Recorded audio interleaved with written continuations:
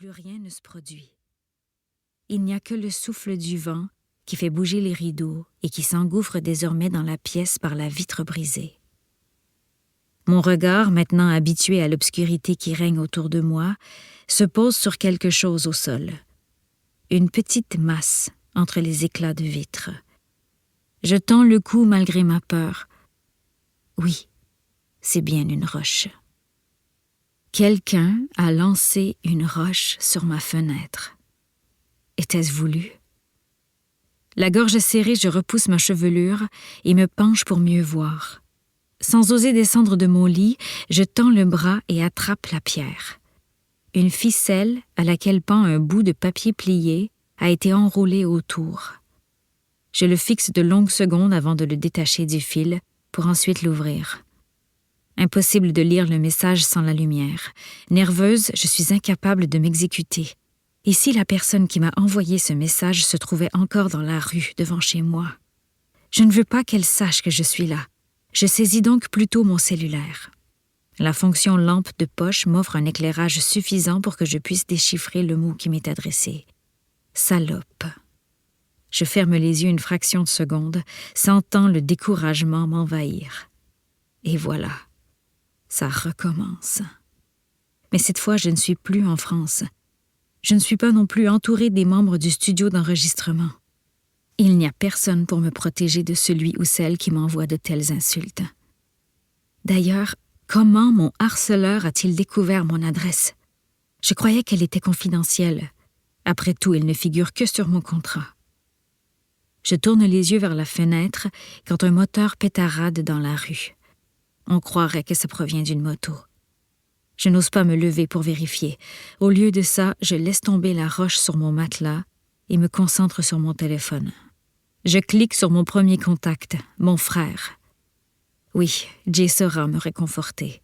Il a beau être souvent moqueur envers moi, il est aussi toujours là lorsque j'en ai besoin. Il est mon pilier, le seul que j'ai depuis toujours. Grandir dans une famille d'accueil nous a rapprochés, et aujourd'hui, il est le seul qu'il me reste de mon enfance. Il ne m'en voudra pas de le réveiller, j'en suis certaine.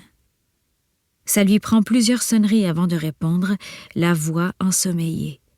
La mienne est rauque au moment où je m'écrie, sans même le saluer. « Ça recommence, Jay, mais cette fois, on a lancé une roche contre ma fenêtre. » Je l'entends à travers le combiné qui se redresse dans son lit. Puis, il réagit exactement comme je l'espérais, en me croyant. « Il y avait un mot ?» demande-t-il.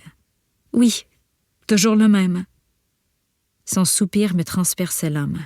Je me sens mal de lui faire subir une telle chose. C'est ma faute après tout. Si je n'avais pas participé à cette émission, jamais je ne serais dans cette position aujourd'hui. Pourtant, mon frère ne semble pas m'en tenir rigueur. Déjà, il m'annonce « Je peux pas être là avant un bout. » Pourquoi? Je suis à l'extérieur de la ville, tu le sais. Ah, je croyais que tu revenais dormir chez toi après la conférence. C'est ce qui était prévu, mais j'ai bu et j'ai décidé de rester à l'hôtel une nuit de plus. Je ne peux m'empêcher de mentionner, surprise, je savais pas que Nico te permettait de... Je me tais avant d'aller trop loin dans ma réflexion. Le chum de Jay est du genre contrôlant. C'est à peine si mon frère peut rencontrer ses amis. Alors dormir à l'hôtel, c'est une première. Mais ça ne me concerne absolument pas. J'ouvre la bouche pour m'excuser de ma remarque, mais Jay me devance et explique en soupirant « On s'est chicané et... peu importe. J'allais pas conduire sous juste pour le rassurer. C'est pas mes affaires de toute façon. » Mon frère prend une inspiration et semble réfléchir, avant de finalement suggérer « Tu pourrais appeler ton producteur? » Pour lui dire quoi? De toute façon, toute l'équipe est déjà au courant que j'ai reçu des menaces quand j'étais là-bas. « Justement, » s'énerve-t-il, « tu as signé un contrat avec ce gars. Il doit t'envoyer quelqu'un pour te protéger le temps que ça se tasse, tout ça. Tu crois vraiment que celui ou celle qui en a après moi va se tanner? Je sais pas, Olivia, mais là, t'as plus le choix. Cette personne connaît ton adresse. T'es plus en sécurité. » Il prend une pause, puis ajoute « Je te dirais bien d'aller chez moi en attendant, mais... Je secoue. Pour continuer à écouter ce livre audio gratuitement, cliquez sur le lien dans la description et vous pourrez l'écouter en entier sans frais grâce à l'essai de 30 jours d'Audible.